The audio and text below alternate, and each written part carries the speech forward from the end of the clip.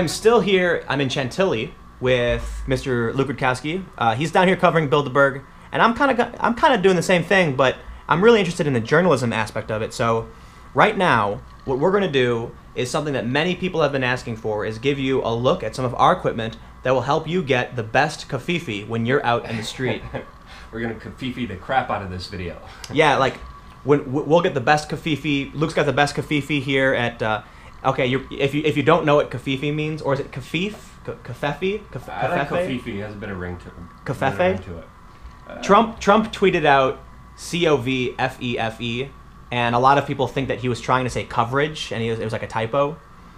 So now there's this big joke about Covfefe. So what we're saying really is that you can get this equipment will help you get some really good coverage of what's happening. So it's even a social media strategy which people use misspell words, so people engage in it more and want to see it more and comment on it more. So right. Well, yeah, so it's probably going to work for this video, and probably why you clicked on this video. Well, because they saw Covfefe and everyone's talking about it, right? Yeah. So people will sometimes misspell titles wrong because that makes other people want to click it and comment with the correct spelling, and it's a trick. Yeah. But first, let's start with the fundamental tool for doing journalism, which is the beanie. The beanie. Secret weapon. You can't do it without the beanie. It's the power. It has everything behind it. But no, in reality, the best thing you have is, of course, cell phones. I have 3. I have a Galaxy S7. I have an iPhone 7. You have a 7? iPhone 6S, which has been the most important one because the iPhone has made the incredible, idiotic mistake of not having an audio port in the camera. And all of my videos that I mainly shoot are done with cell phones because you could get the footage out there quickly, fast, in the moment. And when we're covering conflict zones, when we're covering mass protest, when we're covering historic moments, milliseconds matter on who will watch your stuff, who will share your stuff, and it's a great way to also interact and engage with your audience, which I try to do as much as I can with super chats and with regular chats, being able to talk to people, being able to access my Twitter, see what else people are seeing on the ground, get there fast, and get the video and photo up there before anyone else. Almost nothing else matters, right? Yeah. So look, we've got a ton of equipment here, tripods, DSLRs, microphones, drones. But the reality is, 90% of your coverage when it comes to breaking news events, it's just going to be a smartphone. Yeah. Because this is how you communicate with people, it's how you share the story, it's how you live stream, it's how you shoot videos. So for me, I actually just have 3 phones. 2 that one's a backup. I don't really use it. The iPhone is my main phone, and then I have the Galaxy S8. But phones are pretty obvious. Everybody knows about phones. Let's talk about some of the more secretive. Well, I think there's also important stuff to address because. With like the Galaxy that I have here, the video codecs and the video quality is not as good as the iPhone. Now the iPhone 7 does have better video, but again, that flaw kills it. I'm still using my iPhone 6S predominantly to do all my videos. I put it mainly on a monopod for stabilization, which I think is the most valued tool in my recent coverage is the monopod. I got a really sturdy one, so if I do interviews, I could just keep it there. But at mass protests like we were at the RNC and DNC when the anarchists were, the communists and RevCon were burning American flags, they usually set up all their members in a circle, everyone crowded, everyone has their cameras, and I usually have a lot of different cameras. I have a lot of different rigs. I have this little hunting tube, this little hunting attachment that I got and kind of custom made it for my phone, so if I'm live and something's happening and I need to protect myself, or if there's rocks being thrown, I just put it here and I'm able to run away and get everything live that's happening here. If the phone gets knocked out or if I don't have it, I always have a backup because you need a backup for a backup. And this thing, the monopod, the most important one. At the RNC, DNC, all the journalists are like trying to film and raise their hands, slurry people. Literally, all you do is just raise this thing up as high as you can and stand over them and, get the shot that no one else can. And with the latest developments with 360 cameras, like the Rohi 360 and the IO 360, same thing, it doesn't matter, it's all confusing. You're able to get 360 degrees virtual reality, intense footage as if people were there, and if you actually, add it with this, you're able to get the best shots and the best coverage. And, I've been doing this for over 10 years now. My stuff has been stolen by almost every single mainstream media company out there for a reason. It's the best stuff out there. All right.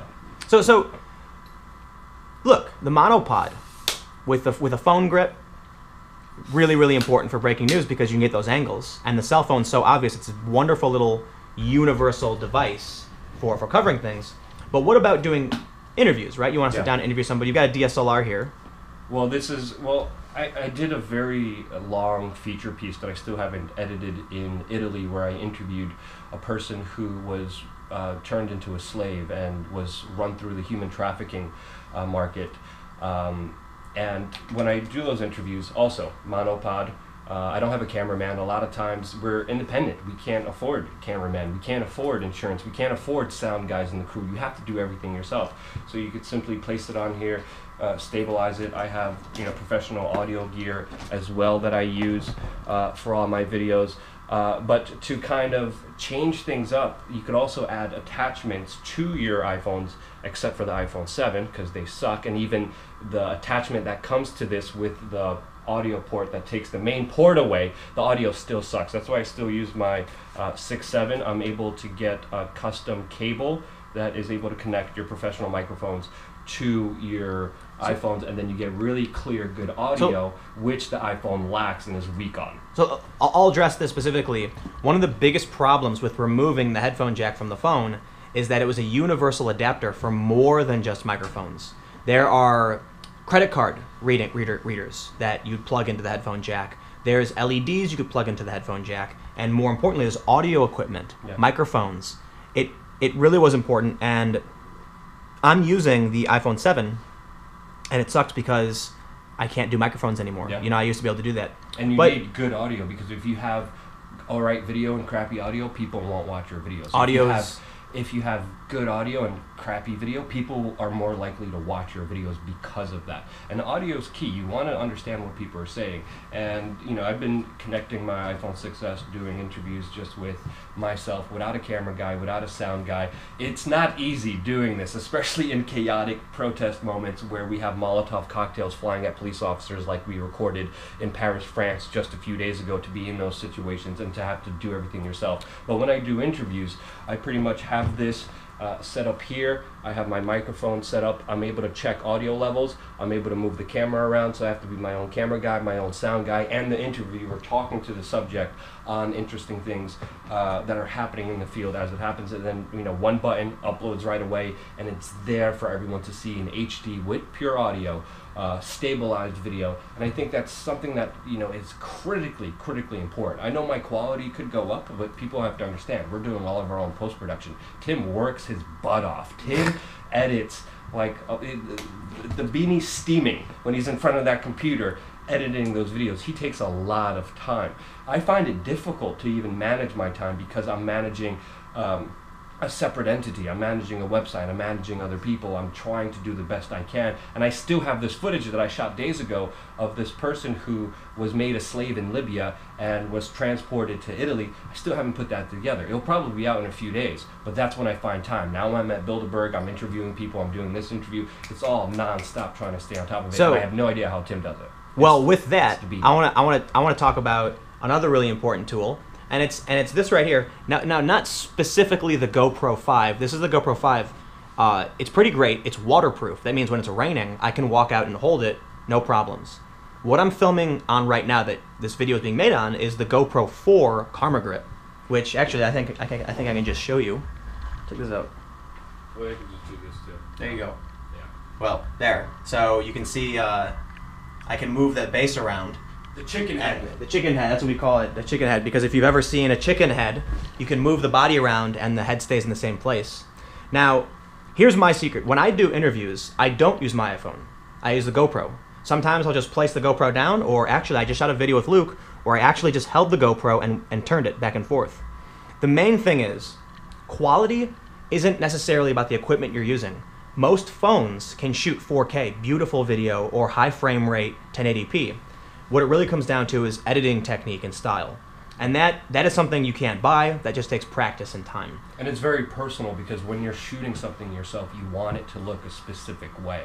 I can't tell you how many hours Tim has spent in front of the computer, and I have spent in front of the computer, being like, no, this one thing's not perfect. This not. Oh yeah. You become kind of especially on hypochondriac longer pieces. Exactly. But so we've got you've got this remote. This is a wireless mic. Yeah. No, I really, I mean, it's professional audio equipment that I use, and I love this thing. It Now, helped improve the quality of the video so much. I don't even use audio equipment. Yeah. I have one thing here. Here, you want to unzip that? Yeah, you showed me this, and we did this interview in Berkeley. So with these microphones. This cool. is just an internal recorder, right? So it's a lav. It's wired, and it just records to itself. It's got a little memory card inside, and this is just a backup. Right now, the audio you're hearing is just on the GoPro. It really is good. I want to move away from the basic stuff, the kind of the obvious I just want to stuff. say one thing, and you always want to back up for a backup. I can't tell you how many confrontations with major politicians and even Bilderberg members I had that I did, and then later checked, and all the audio was gone because the cable slightly just moved and adjusted from the main port. I mean, and you really have to be critical of this, and you really have to be. And when security's chasing me out and pushing me away, sometimes the cable just moves a little bit, audio gone. So I even started implementing a double audio source with my iPhone. When I have it here, I turn on the audio recorder, and I still go about my way. The audio's not great, but if this one fails, which sometimes it does, bam, you got a backup. This is my backup too. This is a body camera that I use. And this is great because this is always on my shoulder. This is always ready. Anything happens, I just press one button, it makes a noise, bam, I'm recording intense situations that happen to me. So here's an important thing, right? So I think the basics are pretty obvious. A phone, you can do everything with your phone. The iPhone shoots beautiful video, and you really can edit that beautifully. But let's talk about some style. And so for that, I've got this little thing I just showed you a few days ago, and this is a drone. With this, I can fly in most places, even if it's a no-fly zone, because this is a micro drone. It weighs less than the minimum weight for drone regulation. When it comes to regular drones, this is the Mavic, and this is my personal recommendation. A lot of the footage you've seen me use has come from this, though most of my drone footage has actually been the GoPro Karma. I've since been using the Mavic Pro, which is by far my favorite drone out of anything I've ever used. So when it comes to drone shots, I think it's fairly self-explanatory. You're mostly going to get just video, no audio, and it's going to be beautiful panning aerial shots. I don't recommend using these in big breaking news situations because it's really, really dangerous, though a lot of people are doing it. I would not recommend it. Yeah, there's a couple of people killed by drones, like the Really? professional racing drones. There was someone in my neighborhood in Brooklyn who was flying a helicopter and chopped his head off. Yeah. These things are serious, Well, and there's a lot this of won't chop your head liability, off. and you need insurance, and then the legal aspects are still being figured out. It's too much of a headache for me to even partake in. Not for me. Especially with the gear, but not for Tim. So here's the last thing I want to get into. We've got three 360 cameras here, and this, to me it's a bit of a gimmick, but this right here is the Samsung Gear 360. There's a newer version out. This is a 4K 360 camera, and this is what I've used to shoot some of my virtual videos. Luke, you've got the Ricoh Theta 360. Mm-hmm. This can actually live stream. You can plug in an HDMI and live stream to various platforms. But you need a computer and all the right cables and accessories. This just plugs in right to the phone. And I also got this attachment that lets me automatically flip the phone up, and then I could put this in there right there, and it's ready to go live. And that will do a 360 live video. Yeah, we just played around with that yesterday on my channel. We did a little tech review on mostly just your drones and talking about Bilderberg outside of the main lobby with the security guards looking a little nervous at us. This is also, just wanted to say, this is the IO 360. I just got this. It just pretty much came out. It is very sensitive. So I just, slightly moved the camera yesterday, automatically disrupted the whole entire live broadcast. So it's not going to be good in live action, especially if I'm moving around to get those shots. I would rather depend on this and then upload it later to my phone, to the YouTube channel, or to my Facebook page. Now, the final thought, because we are going a little long, is that all of these tech gimmicks, right? 360 camera, drones, you don't need any of it. If you want to make good high quality stuff, you want to make a beautiful edit, cinematic, you'll notice that some of the videos I do, I put a lot of effort into the intros and some of the transitions. But the reality is, good content is about the conversation, the ideas expressed, and the locations, the breaking news, and you can do that with just your phone. That's the secret. So my bit of advice to anybody is not to worry about the equipment, because a lot of people always ask me, Tim, what equipment are you using? And the reality is, as much as we do have some cool stuff here, you can do it all with just a cell phone. A cheapo cell phone for even $50 is going to get you a high definition camera, and that's all you need.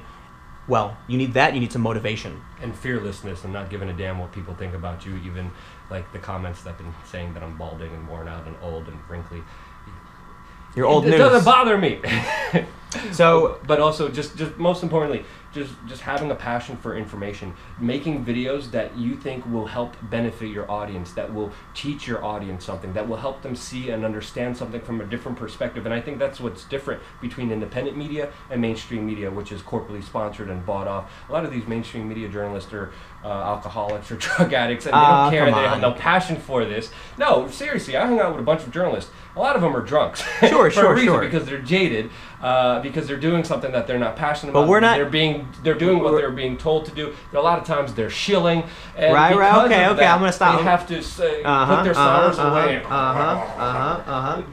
Okay. Sorry, a little personal tirade there. You know, I rag on the mainstream media, right, and some of these journalists, but as much as I have had my quarrels with a lot of these people, They're all alcoholics. let's just say this: it's better to encourage them and to be respectful, right? I'm not perfect, but let's convince them to pick up the slack and improve themselves, and we do that with honey and not vinegar. Of course, I just like the humor in this, but I find it when we're doing stuff that is done because we care about them. We go where we want to because we want to cover a story to inform you. They do something because they're told, and that's the main difference between me and Tim and anyone else who has an owner who has a boss. So support us on Patreon, patreon.com/wearechange, and Tim Cast Patreon as well. Luke, youtube.com/wearechange, twitter.com/wearechange. Support Tim as well. He's an awesome independent journalist. I'm happy he's finally free and doing the important stories that he's been wanting. I've been pushing him.